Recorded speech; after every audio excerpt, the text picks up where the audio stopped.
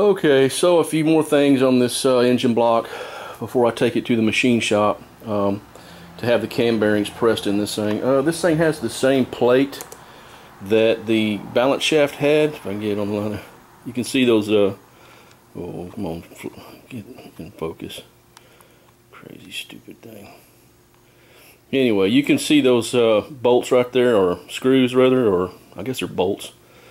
But anyway, I didn't mess with those. I'm going to let the machine shop do that because I had problems getting the other one out, and I don't want to strip them out and then have to drill them out and all that crap. It cost me a bunch more money. So what I'm going to do is this block is going to go to the machine shop, and they're going to put new cam bearings in it, and I'm going to have them inspect the gasket surface here. I suspect I'm going to have to have this thing surfaced. And because I mean you can't even hardly feel that. You can't even hardly feel that. You know what I mean? Just a tiny bit. But this is not one that I care to put like JB Weld on there. No, I wouldn't do that with this engine. An outboard motor, okay, but this one right here, no. Especially an aluminum outboard. This is not aluminum, so it makes a difference. And I'm just not willing to take that chance.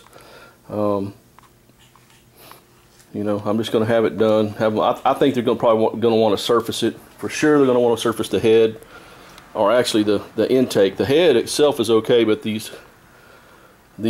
intake is going to have to be surfaced. I mean, I can feel that real well. And then over here too, you can kind of see because I block sanded this, and you can see where my block sander didn't take off that carbon. So I'm going to have to machine the intake side of the head, which means I gotta also machine the intake, which is right here, which I gotta take it apart, clean it up, and then have them mill that also. And anytime you mill the head, you're gonna want to mill the intake because it sits on an angle, so you're gonna want to have to mill it to match. The head itself, the head gasket surface is okay. I mean, there's nothing wrong with it at all. It's in good shape. It blocked out real good. Again, I used a block sander. Actually, I used this long block sander, and yeah, worked just fine. And also use this one to finish it up. And it's 180 grit, yeah, 180 grit sandpaper, and it's good to go. Valves are in good shape. They're not carboned up hardly at all. So hopefully, with a little amount of machine work as I can get away with, we'll get this thing going back together. I'm going to take one of the pistons up there. I got all the pistons cleaned and ready to go. They're ready to go back in. I'm going to take one of the pistons up there and I'm going to have the rings matched to them pistons. And I've got the cylinders honed out, all except two. You can see, I guess you can see, I hope you can see that. Maybe you can see that. You can see the crosshatch I got going on in there, right? And I got my flex hone, or finish hone. I like to call it a finish hone or a dingleberry hone. That's what I've always called them. I just call them a dingleberry hone, and it looks like that right there. I broke one of the, or I guess the vibration broke it or whatever, one of the stones off my glaze buster. So I got to get three new stones for my hone, and then I can finish the other two cylinders.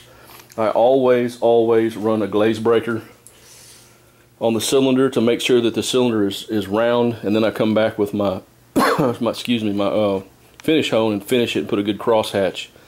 And the way you achieve that crosshatch is you get that hone in there, and you move that hone full stroke up and down as fast as you can. Just as fast as you can move that stupid hone, you move that hone and you'll get a good crosshatch on there. And whoops, get this thing back out. Turn my light off. And so that's where I'm at right now. I'm going to order the bearings. I'm going to order the rings.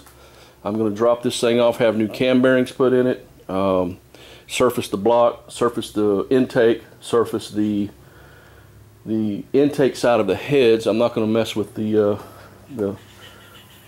head gasket surface. It's fine, so I don't have to do that. I'm saving you a little bit of money. But excuse me, pollen's making me choke to death out here underneath this big ass tree.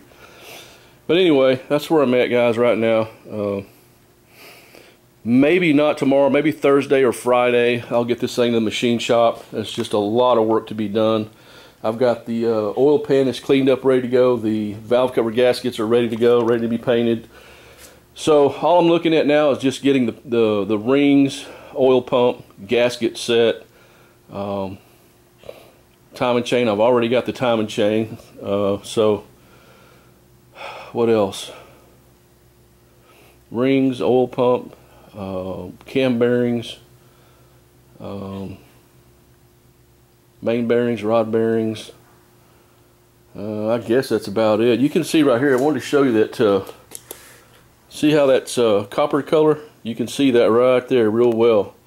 That bushing or bearing, I guess it's a bearing, it's kind of like a cam bearing, is in the Babbitt. Okay, that's what the Babbitt looks like, that copper color. That's how you can know when a bearing is worn pretty well. The rest of the bearings, none of them show that at all. It's only on that balance shaft, and that balance shaft really doesn't do anything except just harmonic, you know. It just takes the noise out of the engine. That's all it does. There's never any load on it or anything like that. The front bearing on that balancer, or harmonic balancer, or I guess it's a harmonic, yeah, takes the harmonic engine noise out. But anyway, that the front one is a roller bearing, so you don't have to worry about that. The roller bearing's in good shape. It's not damaged in any way. So as soon as I get some more stones tomorrow, I will finish doing the breaking the glaze on these two cylinders right here, and then I'll do the finish hone with my dingleberry hone, finish crosshatch with my dingleberry hone, and then I'll take this thing to the machine shop and let them do their number on it, and I'll bring it back home next week sometime, hopefully, probably the end of next week, and start putting it back together. So, all right, guys, this is where I'm at. We're getting there. I still have to lap these valves in, and I wanted to show you. This was on my Jeep was way worse than this. My Jeep was probably 3 times as bad as this one. This has just got a little bit of valve etching or pitting, whatever you want to call it. It's not bad at all, just a little bit. So I'll lap those in. The valve stems are good. There's no play there. I've got the seals. I've got the shims. I'm good to go, man. We just got to start getting everything cleaned up and getting ready to put it back together. So this is where I'm at. The time-consuming part is going to be now at the machine shop, having them do their work, and then I can get the engine back hopefully next week, maybe the end of next week, and we'll start putting this thing back together. All right, guys, that's all I got. Peace. Have a great day.